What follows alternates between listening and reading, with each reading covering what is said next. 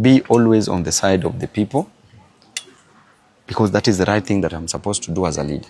Yes. Yes. So you're supporting one-term movement? Of course. Yes. Yes. Maybe what have you done in Embakasi East that now you want to do in the whole of Nairobi?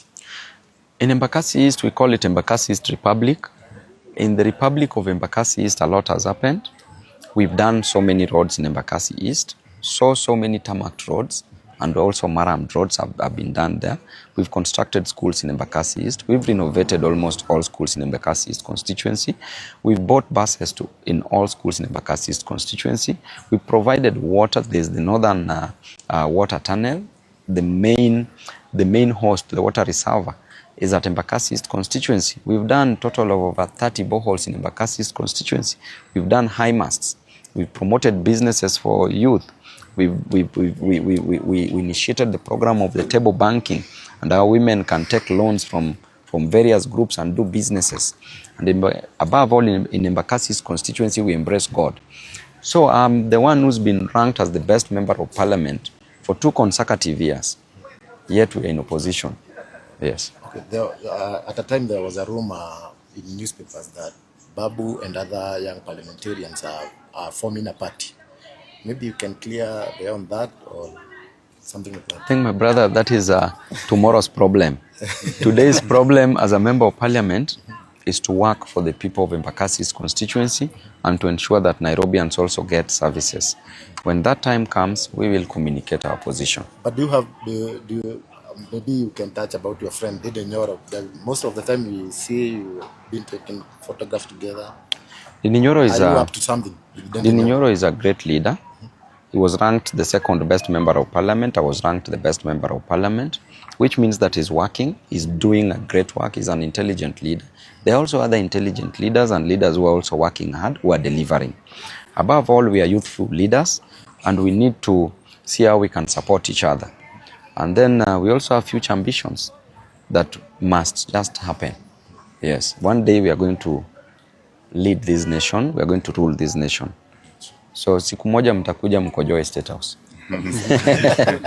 A few days ago we had election in Bere. What was your view on that? I think was it done fairly? By election, not just in Bere, in the whole country. What I can do is to condemn the violence that took place in these by-elections, because let us not be misused and abused. Youth are the ones who are being used to put posters. Youth are used to attack each other, to kill each other, to shed blood. And when people are eating, they don't call the youth on the table. I always tell the youth that if you're not on the table, you break that table. We have to condemn the violence, because if you are a leader, why do you want to lead people who are already dead? Why do you want to lead people who are not existing? And if you open up the leadership, an altar with blood, then you will maintain that altar with blood. So in leadership, you don't have to kill to lead. Yes, so I condemn the violence. Elections went the way they went. Results were out. I don't want to discuss much about it. I can leave that to political analysts who can talk about something about it. But in either way, there's never a winner nor a loser in any election, because even the person who's lost has learned something, and that person might contest next time and win an election. For the winners who won, we just congratulate them and we urge them to work for the people. That is the most important thing. Well, thank you so much. Now, the last question as we wind up, there are leaders who are demeaning you. Like, there was a Barry you were in, and I see they didn't give you a chance to speak. Maybe do you have a message to those leaders who are seeing BABU? They just want to cover you up. Yeah, leaders demean me everywhere. I have no problem with that. The other day you had my great friend Robert Alai also demeaning me. And I want to say that the opinion of a sheep has never mattered to a lion. Yeah, and we will stay focused. Those who could not give us a chance, I want to remind them of a story in the Bible, the story of David. Even David's father did not believe in him at some point. That is why he brought other sons but left David outside. But when he was asked if there's another son, he just said that there's just one somewhere who is taking after the sheep, who is looking after the sheep, the herd. And that is the leader who became a king. Joseph was taken as a dream until the dream turned into a reality when he became a king. His brothers sold him, And they thought that where they were selling him, they were finishing him. That is why he was going to be a prime minister. So it doesn't matter. Those who demean us, it doesn't matter. What is important is to never lose the sight of a gazelle for a dashing squirrel. Thank you so much. Before you finish, as we prepare for 2027 election, what is your message to the youth? I want to urge the youth in this nation to register as voters. That is the only weapon we can use to finish tyranny. That is the only weapon we can use to finish dictatorship, poor leadership, lack of proper governance.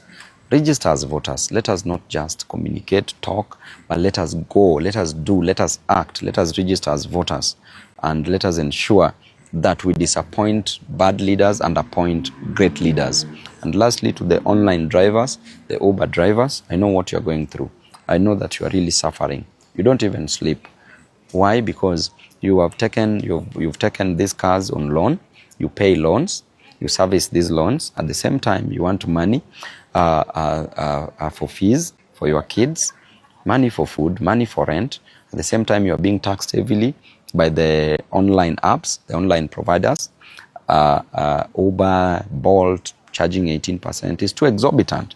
They should be charged at least 5%, because they should bank on the numbers. The online service providers should bank on numbers, not charging exorbitantly. Government should not tax the online Uber drivers the moment they earn from the online service providers, because that is now, it amounts to double taxation.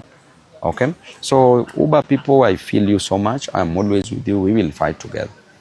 Thank you so much for getting time to speak.